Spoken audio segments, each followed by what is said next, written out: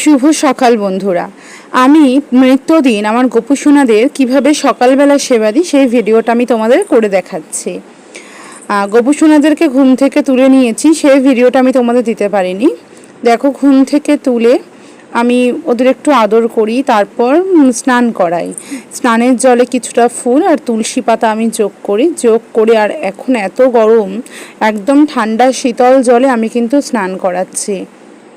স্নান করিয়ে নেওয়ার পরে দেখো আমি আমার এই গোপু সোনাকেও স্নান করাচ্ছি। গোপু সোনাকে স্নান করিয়ে নেওয়ার পর ভালো করে মুছে ঠুছে সুতির হালকা পাতলা কিন্তু আমি জামা পরাচ্ছি এই গরমের জন্য।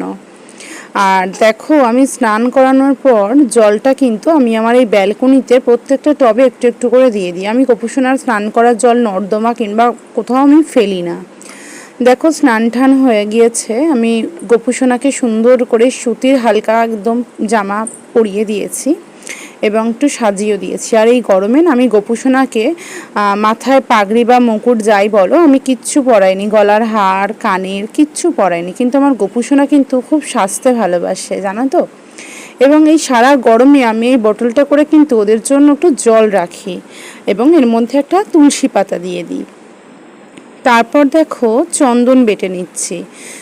চন্দন বেটে নেওয়ার পরে আমার আর যা যা দেবতা রয়েছেন, ছবি বলো মূর্তি বলো, আমি সব ছবিতে যেগুলো যেগুলো চন্দন দেওয়ার সেগুলোতে দেওয়ার পরে আমি আমার গোপু সোনাদের চন্দন পরিয়ে এবং তুলসী পাতাতে চন্দন লাগিয়ে আমি দিই।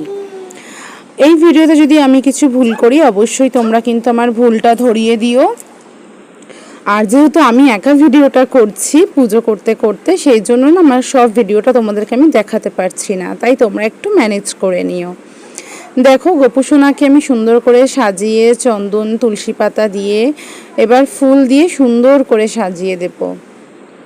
জানো তো, তোমরা কেউ বিশ্বাস করবে কিনা আমি জানি না, আমার এই গোপু সোনাগুলো দেখছো, এই তিনজনই কিন্তু আমার কাছে পাওয়া, মানে অর্থাৎ কেউ আমাকে দিয়ে গিয়েছিল, দায়িত্ব তুলে দিয়ে গিয়েছিল।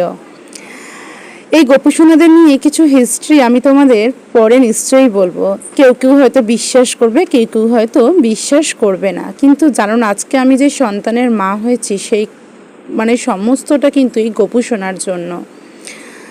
আমি কখনো ভাবিনি যে আমি এত সুন্দর একটা মাতৃত্বের স্বাদ পাবো।